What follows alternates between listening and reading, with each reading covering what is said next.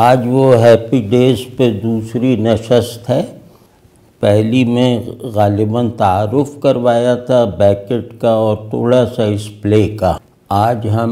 جیسے اب اس کے اندر داخل ہو رہے ہیں اور اب اس پلے کو فوکس کر کے اب باتیں کریں گے۔ تو اس میں جیسا کہ پہلے بھی آ گیا ہوگا یہ ذکر کہ یہ دو کردار ہیں، ایک مرد ایک عورت۔ عورت 50 کے پیٹے میں ہے، مرد 60 کے پیٹے میں ہے، اور یہ دونوں بالکل مختلف مزاج کے ہیں، اور مزاجوں کے فرق کے علاوہ یہ دونوں گویا آدمیت سے بیزار ہو کر اپنی مرضی سے کچھ بن جانے والے ماڈلز ہیں۔ یہ ماڈلز وجودی بھی ہیں اور ذہنی بھی ہیں، احساساتی بھی ہیں، اور ان پہ انشاءاللہ جب پلے میں تھوڑا آگے ہم چلے جائیں گے تو یہ بات جیسے پلے سے ہی واضح ہوتی چلی جائے گی کہ یہ ایک طرح کے آدم و حوا ہیں۔ تو اور اس میں یہ کہ حوا بانجھ ہے، یہ پوسٹ ماڈرن حوا یہ بانجھ ہے، اور مرد جو ہے وہ مرد اپنے جینڈر کی بایولوجیکل بناوٹ اور اپنے جینڈر سے مناسبت رکھنے والے دماغ سب کو تج چکا ہے۔ یہ محض کچھ جبلتوں اور کچھ بہت ایبسٹریکٹ خیالات میں رہنے والا آدمی ہے۔ تو ان دونوں کا جیسے کہ عرض کیا تھا کہ یہ دونوں کردار، یہ وہ کیا نام ہے، اس میں جو خاتون ہے وہ بنیادی کردار ہے۔ خاتون یعنی وینی، یہ زمین میں ایک بالکل گڑی ہوئی ہے، آدھا جسم اس کا زمین میں دھنسا ہوا ہے، اور لیکن اس صورتحال میں بھی کہ وہ آدھی زمین میں دھنسی ہوئی ہے، وہ زندگی کو اس پوری دلچسپی کے ساتھ گزار رہی ہے۔ زندگی میں جتنی رنگینیاں ہیں وہ اس نے اپنے بیگ میں بھر رکھی ہیں، وہ اپنے چہرے کا، اپنی یہ کہ اپنی خواہشات کا، اپنے ذوق کا اور اپنے روزمرہ کے معمولات کا پورا لحاظ رکھتی ہے، ان میں بالکل انہماک کے ساتھ انہیں انجام دیتی ہے۔ اور یہ کہ یہ یوں کہنا چاہیے کہ یہ بہت پر امید، بہت خوش باش، اور ایک طرح سے جیسے یہ بہت زیادہ ایبسرڈیٹی کو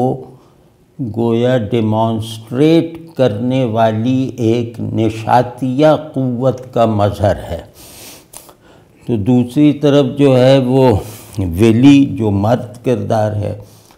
وہ بالکل بجھا ہوا ہے، وہ بالکل لا تعلق ہے، اور اسے جیسے زندگی وغیرہ سے کوئی دلچسپی نہیں ہے، اور خاموش طبع، انٹروورٹ اور مایوسی کا اقرار کیے بغیر مایوس آدمی۔ یہ وہ کردار ہے جو معنی ہی سے مایوس نہیں ہے بلکہ وہ ایبسرڈ سے بھی مایوس ہے۔ تو اس کا یہ بیکٹ جو ہے وہ اس کردار کے حوالے سے اپنے قاری کو پوری اسپیس دیتا ہے کہ نتھنگنیس کو اس نے جس نتھنگنیس کو اختیار کر رکھا ہے، یا اس نے اپنے طور پر عدم کو وجود پر غالب کرنے والی زندگی اختیار کر رکھی ہے، یہ اس کے بارے میں ہم آپ اپنے تخیل اور احساسات کو استعمال کر کے جو کچھ بھی فرض کر سکتے ہیں، جو کچھ بھی محسوس کر سکتے ہیں، وہ سب کا سب یوں معلوم ہوگا کہ جیسے اس دائرے کا ایک گوشہ ہے۔ ہمیں کہیں یہ احساس نہیں ہوگا، یعنی قاری کی حیثیت سے اپنی تمام آزادی کو استعمال کر لینے کے نتیجے میں بھی ہمیں یہ احساس نہیں ہوگا کہ ہم نے اس کو کچھ معنی دیے ہیں۔ یہ بیکٹ اور آئینسکو کا وہ کمال ہے جس میں ان کی کوئی نظیر نہیں ہے۔ مطلب ان کے ایبسرڈ کنسٹرکٹس کو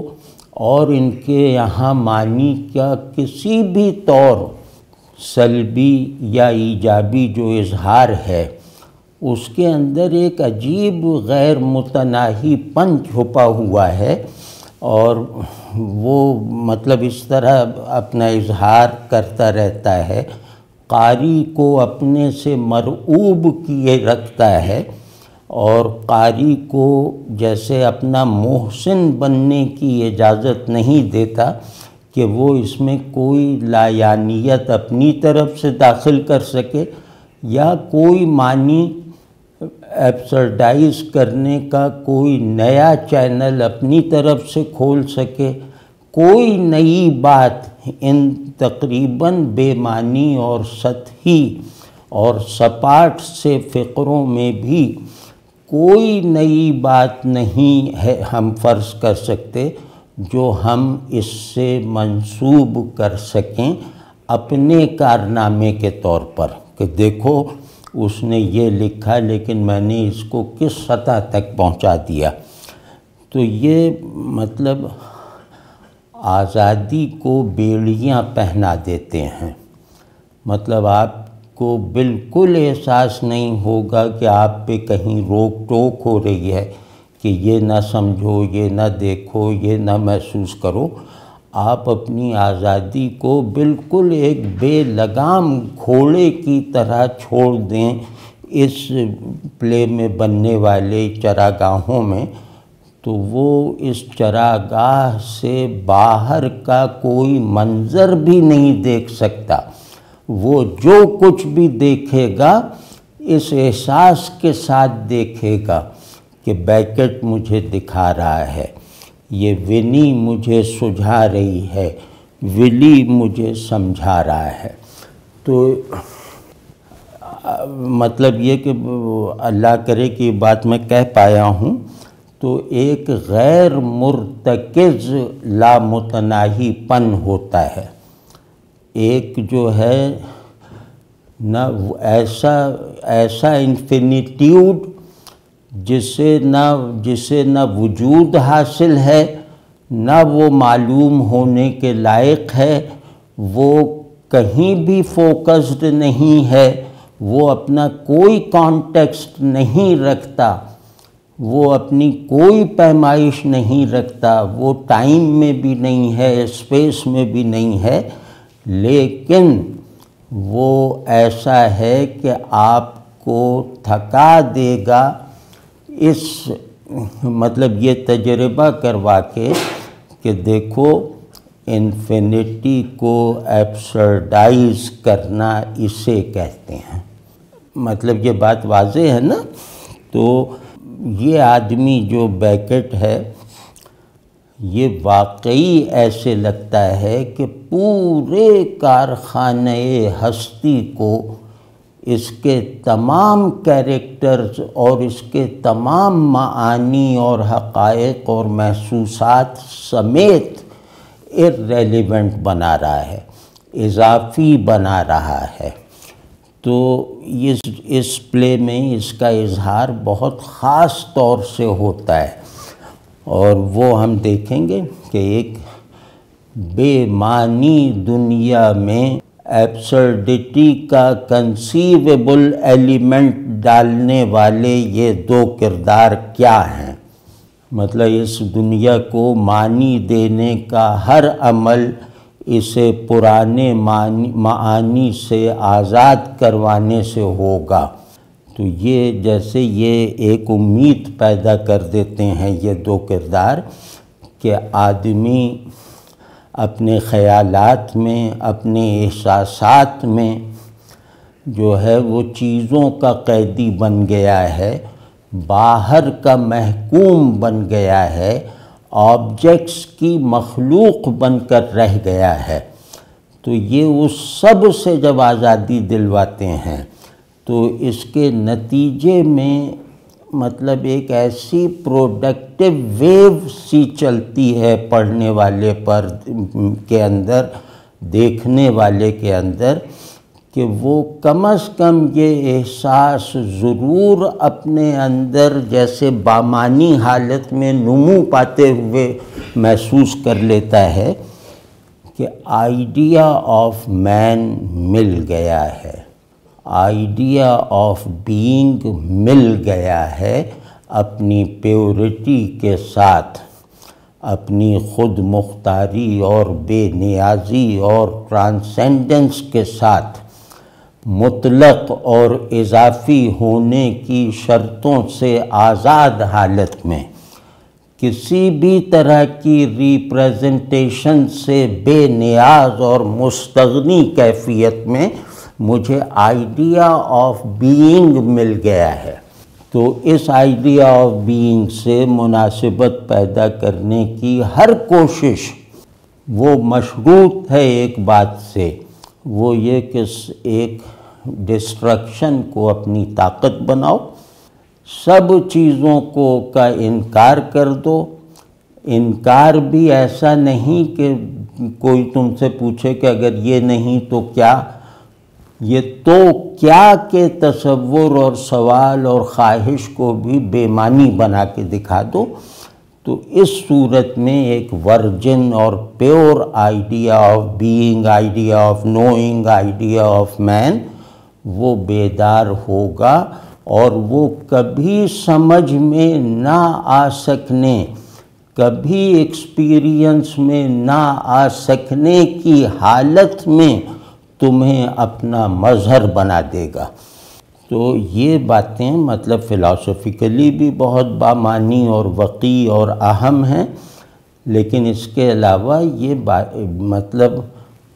میں اپنا احساس عرض کرتا ہوں کہ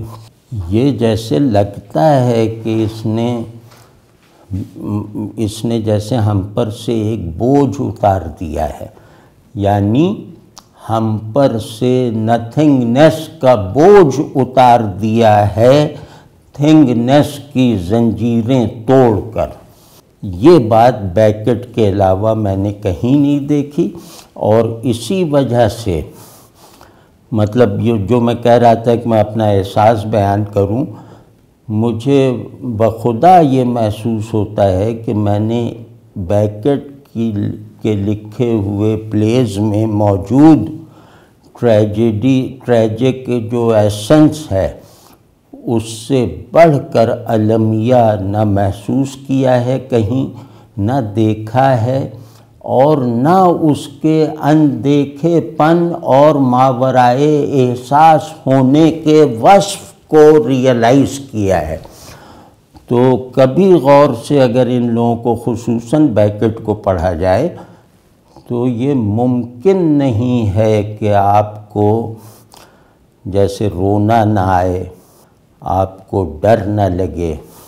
اور آپ کو ایک ایسی ہیبت کا سامنا نہ ہو کہ جو اپنا تعارف کروائے بغیر آپ کو اپنے دماغ کی سلیٹ سے غلط نقش باطل کی طرح مٹا دیتا ہے۔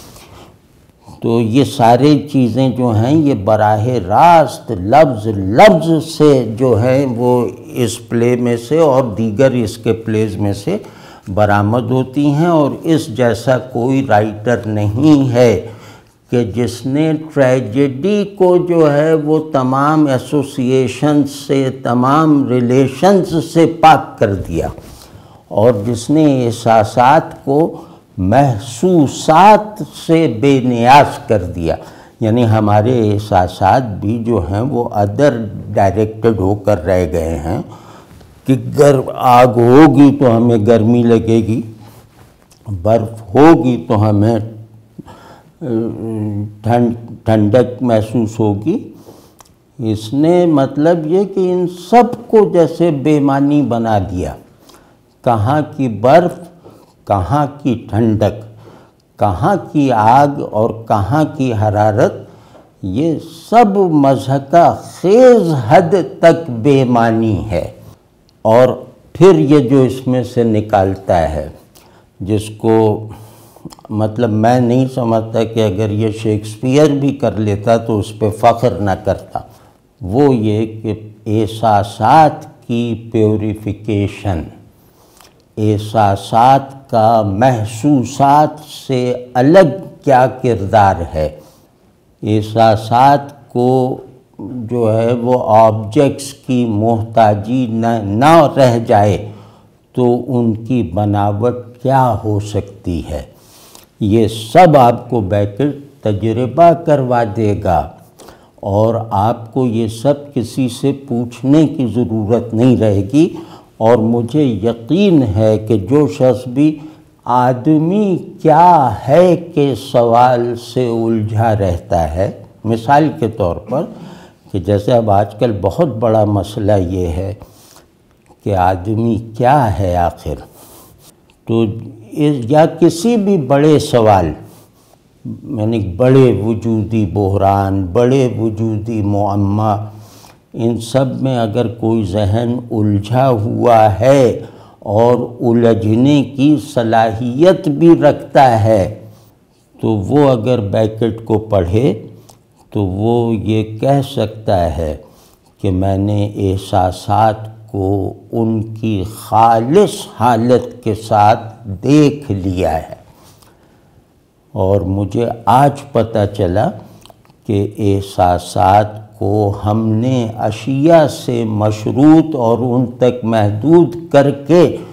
اپنا کتنا بڑا نقصان کیے رکھا، اور اپنے آپ کو ایبسرڈٹی کے ایک پلے کا جو ہے وہ بالکل سائیڈ کیریکٹر بنانے پر ہم راضی ہو گئے۔ تو اس سے وہ ٹریجڈی پیدا ہوتی ہے جو کسی کو رلا دے گی، کسی کو ڈرا دے گی، اور کسی کو جو ہے وہ مخمصوں سے نکال دے گی۔ تو غرض ٹریجڈی کے جو بھی کلاسیکل عناصر ہیں وہ سب لگتا ہے کہ یہاں آ کے کمال کو پہنچ گئے ہیں۔ اور مطلب ویسے ہی کہہ رہا ہوں کہ ارسطو اگر اس زمانے میں ہوتا تو ٹریجڈی کی وہ تعریف نہ کرتا جو وہ کر کے گیا ہے۔ تو اب اس میں جو ہے وہ یہ جیسے میں نے عرض کر دیا کہ وہ زمین میں دھسی ہوئی ہے کمر تک، اور یہ جو ولی ہے یہ اسی کی پشت پر سویا پڑا ہے، اور کبھی بیچ بیچ میں جاگ کے کچھ ایسی کوئی ایک آدھ فقرہ، ایک آدھ لفظ کہہ دیتا ہے۔ تو اب اس میں ولی جو ہے وہ اسے پیسمسٹ کہیں تو بھی ادھوری بات ہے، یعنی کہ اسے مایوس کہیں تو بھی ادھوری بات ہے۔ آپٹیمسٹ کہنے کا کوئی قرینہ ملتا ہی نہیں ہے، تو مطلب یہ جیسے آدمی سوچ میں پڑ جاتا ہے کہ بھئی یہ پر امید نہیں ہے، تو اس کا مطلب یہی ہوگا نا کہ یہ مایوس نہیں ہے۔ مطلب ہم اسی روزمرہ میں رہتے ہیں نا کہ اگر امید نہیں ہے تو اس کا مطلب مایوسی ثابت ہے، مایوس نہیں ہے تو اس کا مطلب ہے پر امیدی مسلم ہے۔ اب دیکھیں یہ کمال یہ ہے اس کردار میں کہ یہ پر امید نہیں ہے مگر مایوس بھی نہیں ہے۔ یہ یاس اور امید کے تضاد سے بنے ہوئے احساساتی سانچے سے، تخیلی پیٹرن سے، ذہنی کنسٹرکٹ سے خود کو بے نیاز کر چکا ہے، بلند نہیں، خود کو بے نیاز کر چکا ہے، اپنے اندر موجود ایک ایبسرڈ مطلب اپنے اندر موجود معنی کو فتح کر لینے والی فی الحال لایعنیت سے۔ تو اب اس میں جو کہ جیسے وہ یہ ایک سمری ہے جو میں نے نقل کی ہے، وہ کاپی کروائی ہے، تو یہ مطلب اس سے کوئی ضروری چیز چھوٹے گی نہیں کہ ونی جو خاتون ہے وہ گردن تک، گلے تک جو ہے وہ دھنسی ہوئی ہے، وہ ایک ٹیلے ایسی جگہ پر، اور وہ اپنا سر بھی نہیں ہلا سکتی، اور اس کے بعد جو ہے وہ ایک گھنٹی سنائی دیتی ہے، وہ چاہے الارم کی ہے یا کچھ پتہ نہیں، تو اس گھنٹی پہ یہ آنکھ کھولتی ہے، اور پھر وہ ملٹن کی پیراڈائز لاسٹ کی ایک لائن پڑھتی ہے جو روشنی سے متعلق ہے،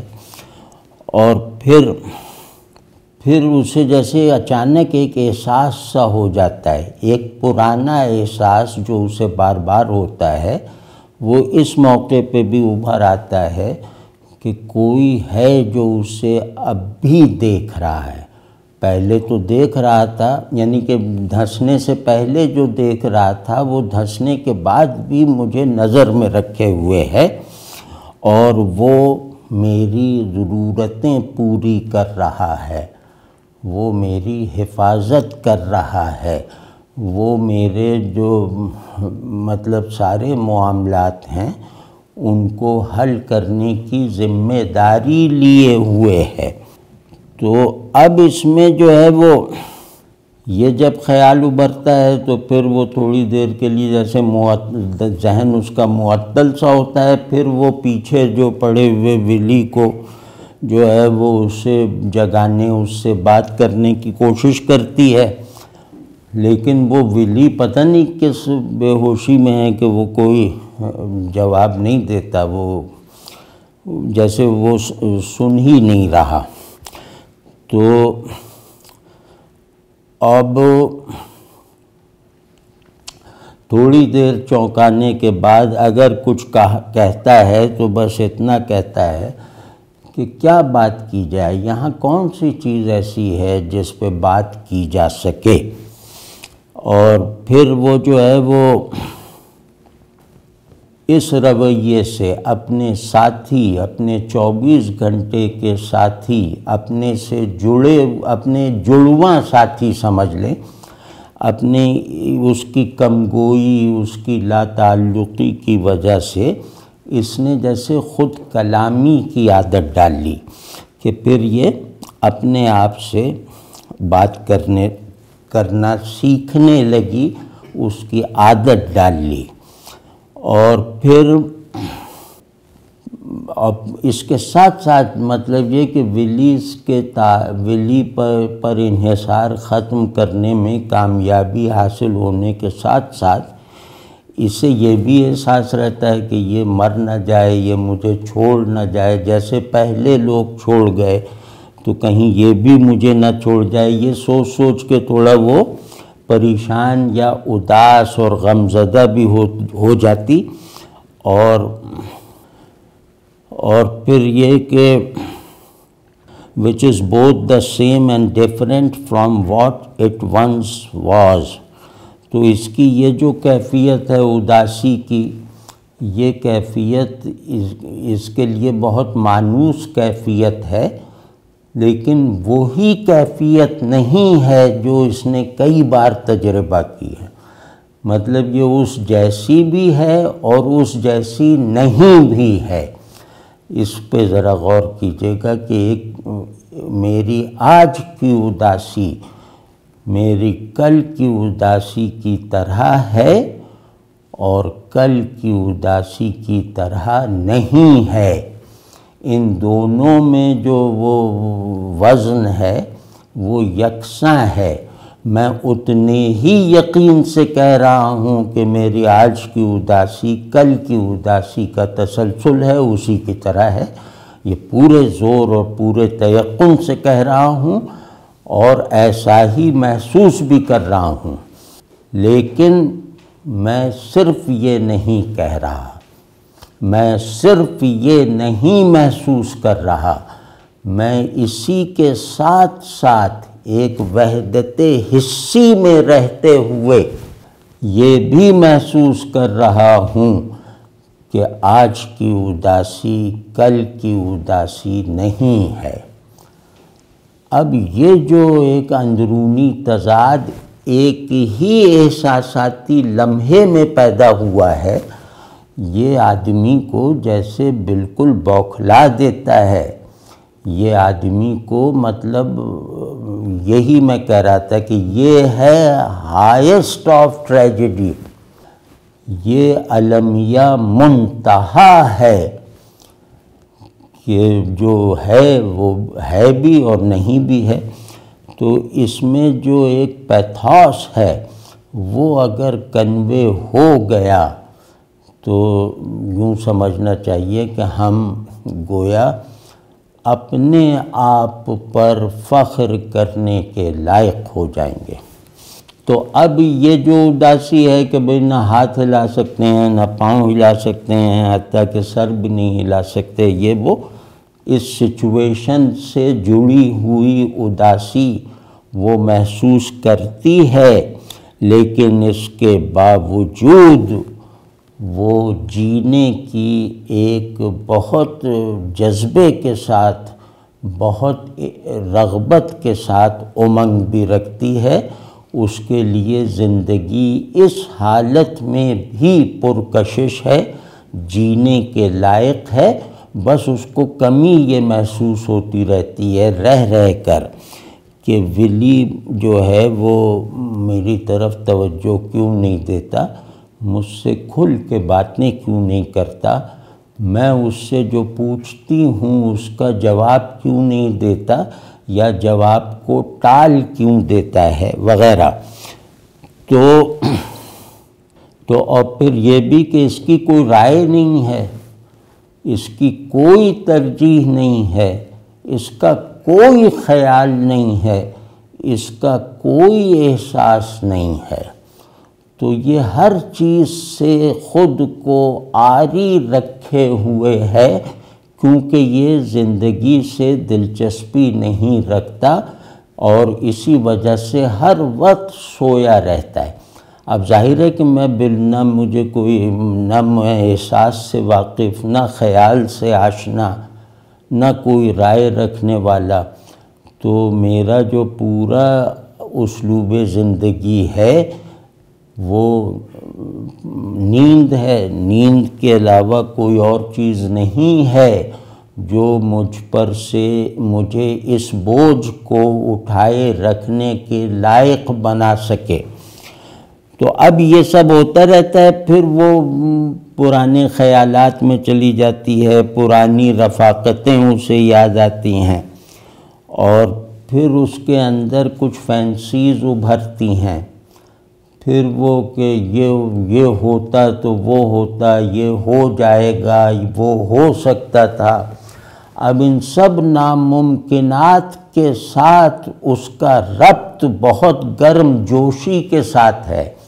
یہ سب ناممکنات جو ہیں یہ پازیٹیو ہیں، خوش کرنے والے ہیں اور خیالات میں رنگینی پیدا کرنے والے ہیں، احساسات کو زندہ رکھنے والے ہیں، لیکن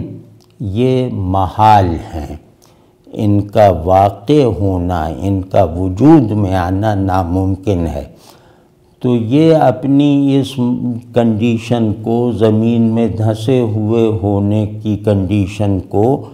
اپنی ان فینسیز سے، اپنے ان تصورات سے جو ہے وہ گویا خوشگوار بناتی رہتی ہے، یہ جانتے ہوئے کہ یہ سب کچھ نہ تھا، نہ ہے، نہ ہوگا۔ تو ایک مکمل استحالے میں، ایک مکمل ناممکن میں رہتے ہوئے ممکن کی سختی کو جھیلنا اور سختی کو جھیلتے ہوئے بھی کوئی ایسے احساس کو محسوس نہ کرنا یا نہ کر سکنا جو یہ باور کروا سکے کہ میں سختی سے گزر رہی ہوں، جو سچویشن کے حقیقی احساس پیدا کر سکے، یہ بھی نہیں ہے۔ اب آپ ذرا غور کیجئے کہ یہ جو عورت ہے، یہ ونی جو ہے، گلے تک دھنسی ہوئی یہ خاتون، ایک تھیلے کے ساتھ جس میں اس کی میک اپ کٹ بھی رکھی ہوئی ہے، سب کچھ ہے، جو مطلب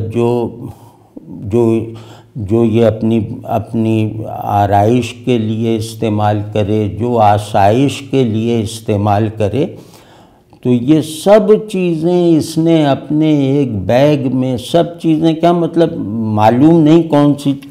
سی چیزیں، لیکن یہ کہ یہ چیزیں اس کے بیگ میں پڑی ہوئی ہیں۔ اب یہ بیگ اس کو کھولنا، اس میں سے چیزیں نکال کے استعمال کرنا، یہ بظاہر تو کوئی موقع نہیں ہے، لیکن یہ اس جسمانی مجبوری کے باوجود، یہ اس واقعی سچویشن کی بندش کے باوجود اس احساس سے مکمل طور پر آزاد ہے کہ میں کیا نہیں کر سکتی۔ تو اب یہاں ذرا سا رک کے دیکھیں تو جبر مطلق میں اپنے اختیار کو ایکسپیرینس کرنا، اپنے اختیار کے احساس کو اپنے واقعی تجربات پر غالب رکھنا، یہ مطلب کیسی عجیب بات بھی ہے، بڑی بات بھی ہے۔ اگر آپ کسی بھی پرسپیکٹیو سے ایسے کسی کردار کو دیکھیں تو آپ کے اس پرسپیکٹیو سے بننے والا جو بنیادی تصور ہے، چاہے وہ وجود کا ہو، عدم کا ہو، خوشی کا ہو، غم کا ہو، انسان کا ہو، یعنی تمام جو ایک طرح کے تقدیری تصورات ہیں، وہ جیسے اپنے معنی پا لیتے ہیں، جیسے اپنی تصدیق کروا لیتے ہیں، یا جیسے اپنے آپ کو رد کرنے کے لائق بنا دیتے ہیں۔ تو یہ سب جو الجھاوے ہیں، یہ سب گویا ہمارے اندر ایک ایسی فضا پیدا کر رہے ہیں، ہمارے اندر بھی اور ہمارے باہر کی دنیا میں بھی ایک ایسی فضا کو جو ہے وہ غالب کر رہے ہیں آہستہ آہستہ، جو فضا مطلب یوں کہنا چاہیے کہ جس فضا میں عدم بھی سیراب رہتا ہے اور وجود بھی شاداب رہتا ہے۔ تو اب ان دو انتہاؤں میں آپ کی پرسیپشن کے لیے یہ پیراڈاکس لائق قبول بنا دینا،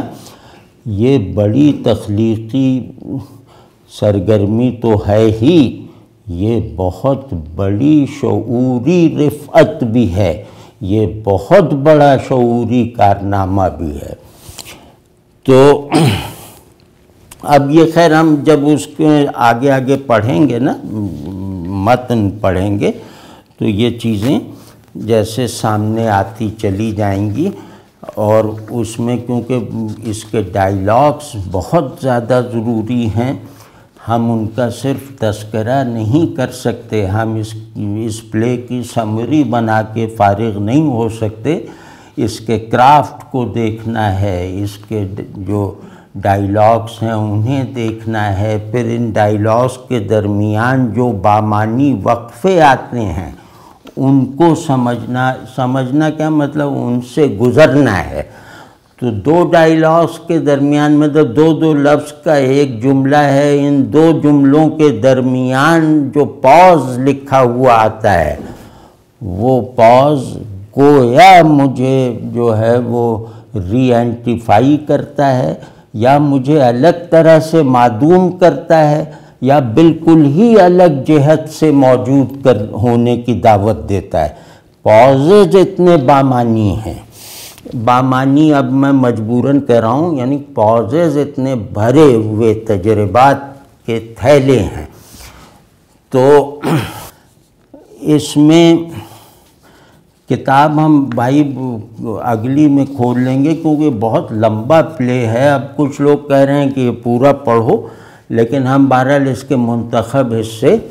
اگلی مرتبہ پڑھیں گے، اور یہ پھر بھی اس تمام اختصار کے باوجود مجھے امید نہیں ہے کہ یہ 4-6 سٹنگز سے کم میں یہ گفتگو پوری ہو سکے گی، یہ مختصر کی گئی گفتگو بھی۔ تو اس کی بہرحال اب اجازت دیجیے گا، کیونکہ اب ہم اس میں داخل ہو گئے ہیں، تو اب ہمیں یہاں کے آداب نبھانے چاہیے۔ تو جیسا کہ شاید پہلے کہا تھا یا نہیں، اب یاد نہیں ہے، کہ بیکٹ کی انفرادیت کے کچھ اجزاء بتائے تھے۔ تو اب اس پلے سے مخصوص کچھ تھیمز یا کچھ نان تھیمیٹک تھیمز، کچھ عجیب و غریب صفات، اور مطلب ایک بالکل نیا پرسیپشن بنتے ہی خود کو ڈیکنسٹرکٹ کر دینے کی حالت میں وہ مطلب محسوس ہوگا، بشرطے کہ ہم یہ کچھ نکات ہیں ان کو ذرا سا جذب کر لیں، تو پھر یہ پلے جیسے خود کو کھولتا چلا جائے گا۔ پھر آپ اس میں تکنیک کی داد دینے کے مواقع ڈھونڈیں گے، اس کے سبسٹنس کو آپ گویا اپنے اندر پہلے سے جو ہے وہ جذب کر چکے ہوں گے۔ اب میں کچھ چیزیں عرض کرتا ہوں جو اس پلے سے خاص ہیں۔ ونی جو ہے خاتون، اس کے کردار میں ذرا سا ڈوب کر دیکھا جائے تو ایک چیز واضح ہو جاتی ہے، مطلب اس کا ٹائپ واضح ہو جاتا ہے، کیونکہ ٹائپ ہماری مجبوری ہے کہ شخصیت کا ٹائپ کیا ہے، تو اس مجبوری میں کہہ رہے ہیں وہ ہے مایوسی کو سیلیبریٹ کرنا، مایوسی منانا، مایوسی کو نشاتیہ بنا دینا، مایوسی کے لفظ کے بغیر اس کے معنی میں تبدیلی لے آنا، یہ اس عورت میں مجسم ہے۔ اور جو مرد کردار ہے یعنی ولی، میں ایک جملہ ایسا کہنے جا رہا ہوں کہ جو میں چاہتا ہوں کہ خود میں بھی یہ نہ کہوں کہ یہ اس کا مطلب یہ ہے۔ تو وہ جملہ یہ ہے کہ یہ اس کردار میں بیکٹ نے جبلتوں کو بھی مہمل بنا دیا ہے۔ اب آپ ذرا غور کیجئے کہ آپ معنی کو مہمل بنا دیں، ایبسرڈ بنا دیں، آپ خیالات کو جو ہے وہ لا یعنی بنا دیں، الفاظ کو بانجھ کر دیں، خالی کر دیں، یہ سب کچھ سمجھ میں آ سکنے والی چیزیں ہیں، یعنی یہ چونکنے پر زیادہ نہیں اکساتی۔ لیکن جیسے ہی میں یہ کہوں کہ اس نے جبلتوں کو ایبسرڈائز کر دیا ہے، جبلتیں ایبسرڈ ہو کر رہ گئی ہیں، تو یہ ایک دھماکے کی طرح سنی جائے گی یہ بات۔ اس بات سے ایک ایسا دھماکہ ہوگا جس میں سمجھنا نہ سمجھ سکنا یہ سب بے معنی ہو جائے گا، اور آدمی کو اپنے اندر کے ایک اب تک دریافت نہ ہونے والے اندھیرے گوشے تک رسائی حاصل ہو جائے گی۔ وہ ہے جبلتیں ایبسرڈائز ہو گئیں۔ اب اس کے پاس جو جبلت رہ گئی ہے وہ جنس کی جبلت ہے تو وہ جبلت بھی جو ہے وہ اپنی تسکین کا تقاضا نہیں کرتی، وہ جبلت بھی جو ہے بس لفظی ہے، وہ نفسی نہیں ہے۔ تو یہ مطلب بہت عجیب بات ہے، اور یہی بات اگر کوئی پیدا کر کے دکھا دے تو اس کے بڑے رائٹر ہونے میں کلام نہیں ہے۔ پھر اسی ونی اور ولی دونوں کے مجموعے کو دیکھیں تو ان دونوں کے مکالمے سے، ان دونوں کے اسلوب تعلق سے ایک بات جیسے قانون کی طرح واضح ہو جاتی ہے، ایک بات جیسے قانونی جو طور پر ویلڈ ہو جاتی ہے، اور وہ ہے کہ گفتگو بھی لایعنی ہے، خاموشی بھی بے معنی ہے۔ لیکن گفتگو کی لایعنیت الگ ساخت کی ہے، خاموشی کی ایبسرڈیٹی جو ہے اس کی کنسٹرکٹ دوسری ہے۔ اب آپ یہ سوچیں کہ میننگ لیس میں کیٹیگرائزیشن کرنا، یعنی مہمل کو کیٹیگرائز کرنا ایسا ہی ہے جیسے عدم کے حصے کرنا۔ تو یہ انہوں نے یہاں کر کے دکھایا ہے کہ وہ بول رہی ہے وہ لایعنی ہے، یہ خاموش ہے یہ لایعنی ہے، دونوں اپنے اپنے حصے کی لایعنیت کو ایک دوسرے سے جوڑنے میں ناکام ہیں۔ تو اسی طرح آگے دیکھیں گے دعاؤں کا اور بھی سچویشنز آئیں گی کہ ہم جن چیزوں کو حقائق کہتے ہیں، یعنی کہ ہمارا ذہن جن کو مان چکا ہے اب ان پہ تنقیدی نظر نہیں ڈالتا، یا ہمارے وہ تصورات جو ہمیں یقین دلائے رکھتے ہیں کہ کوئی حقیقت ہے ضرور میرے علم میں چاہے نہ ہو، تو وہ پورا نظام شعور۔ پھر انسان ایک اخلاقی وجود ہے، ایک اجتماعی وجود ہے، سوشل بینگ ہے وغیرہ وغیرہ، تو اس کو کچھ اقدار کی ضرورت ہے تاکہ اس کی اجتماعیت جو ہے وہ خیر پہ رہے، ایک دوسرے کے فائدے میں رہے، اور سلامتی اور سکون جو ہے وہ فضا میں جو ہے غالب رہے۔ تو اقدار، حقائق شعور کی ضرورت ہیں، ذہن کی، عقل کی، اسی طرح اقدار اخلاق کی ضرورت ہیں۔ تو انسان عقلی وجود ہے، اخلاقی وجود ہے، تو یہ کچھ حقائق کو مان کر اور کچھ اقدار کا پابند ہو کر چلنے پر مجبور ہے۔ تو یہ ان مانے ہوئے انتہا درجے کے مانوس حقائق اور پوری طرح ایکسپیرینسیبل معاشرتی اقدار، ان سب کے تجربے کو، یعنی ان سب کو دکھاتا ہے، محسوس کرواتا ہے، لیکن جب آپ سے پوچھا جائے کہ بھئی تمہیں ان کے جو تجربہ اس نے کروایا ہے اس تجربے کی نوعیت کیا ہے، جیسے اقدار کا تجربہ اور مظاہرہ کر کے دکھا دیا تو پتہ چلا کہ بھئی اس سے ایک فلفلمنٹ حاصل ہوئی، اس سے ایک طمانیت حاصل ہوئی، وہ ایک پیٹنٹ اس کا احساس ہے۔ اسی طرح حقائق ہیں، ان سے بھئی ایک روشنی حاصل ہوئی، ذہنی انتشار ممکن نہ رہا وغیرہ وغیرہ۔ تو ان کے ساتھ ہمارے تعلق کے بالکل لگے بندھے جو ہیں وہ نتائج ہیں۔ یہ حقائق کو ہٹ نہیں کرتے کہ یہ نہیں ہیں، یہ اقدار کو وہ تو منہدم نہیں کرتے کہ یہ غلط وہ صحیح۔ یہ آدمی کے شعور کے اس فطرت اور احساسات اور اخلاقی وجود کی اس ماہیت کے اجزاء کو بدل دیتے ہیں، لوازم کو بے معنی کر دیتے ہیں۔ تو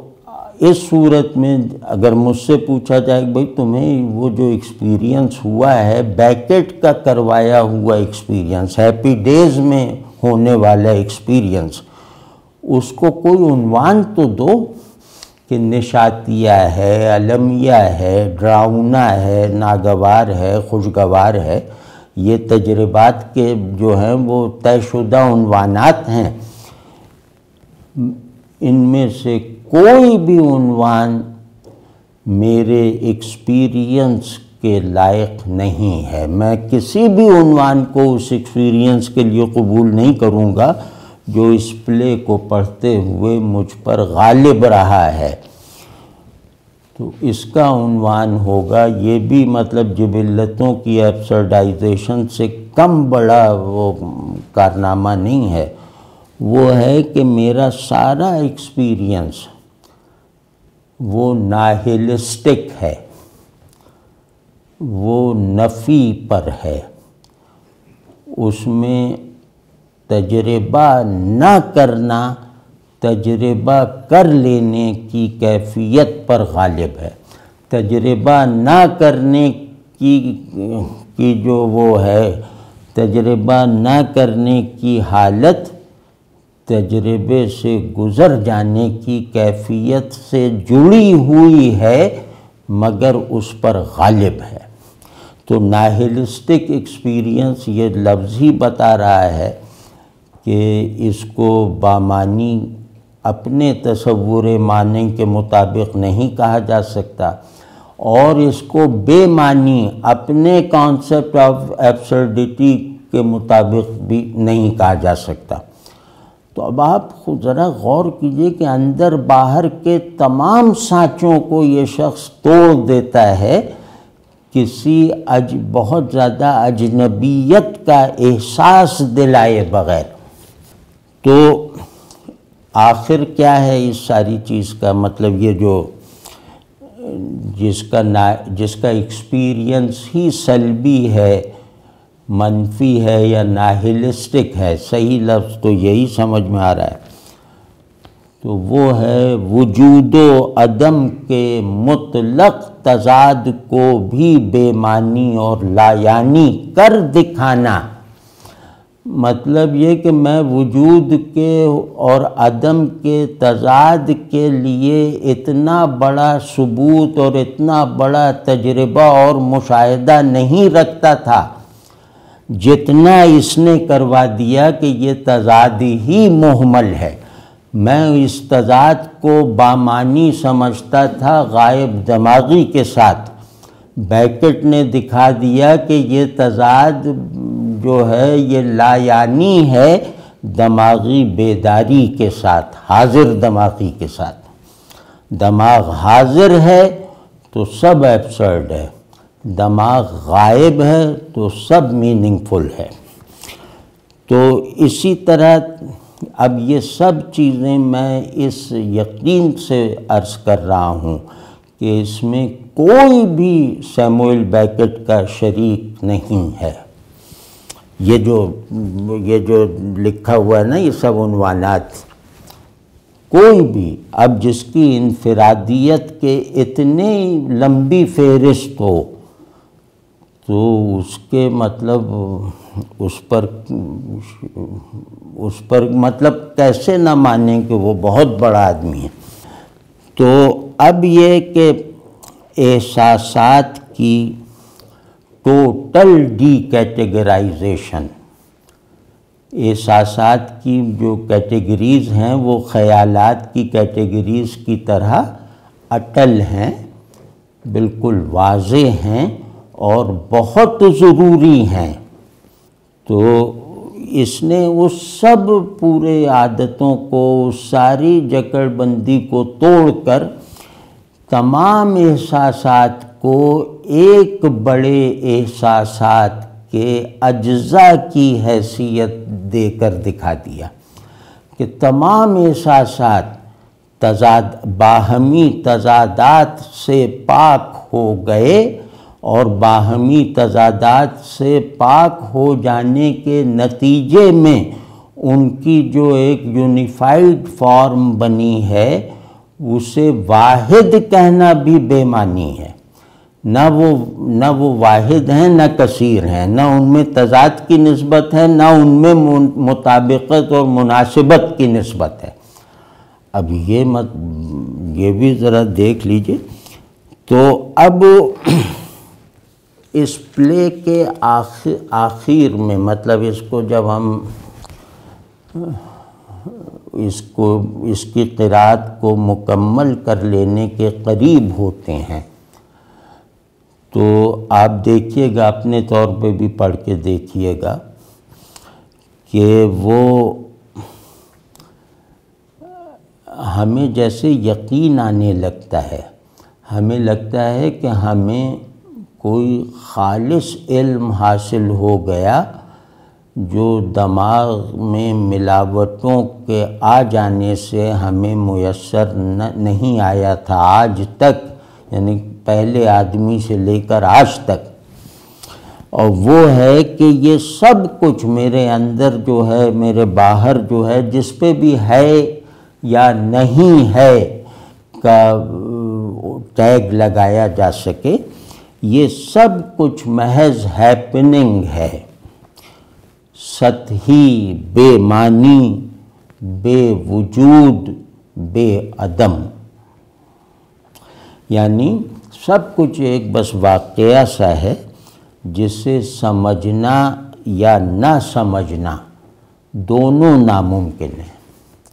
اسے سمجھنا بھی ناممکن ہے، نہ سمجھنا بھی محال ہے۔ تو یہی غیر حقیقی اور کی تعریف ہے۔ غیر حقیقی کیا ہے کہ جسے سمجھا جا سکتا ہے، اور نہ ہی یہ کہا جا سکتا ہے کہ یہ تو میری سمجھ سے باہر ہے۔ سمجھ کے اندر اور سمجھ کے باہر، یعنی سمجھ کو ہی ایبسرڈائز کر دیا ہے۔ اور یہ سب کچھ غیر ضروری ہیں۔ دیکھتے نہیں ہو ونی اور ولی کو کہ یہ اس سب کے بغیر جی رہے ہیں، یہ اس سب کے بغیر اپنی بہترین صلاحیتوں کو جو ہے وہ استعمال میں لا رہے ہیں۔ تو یہ سب غیر ضروری ہے، جو ہے وہ بھی غیر ضروری،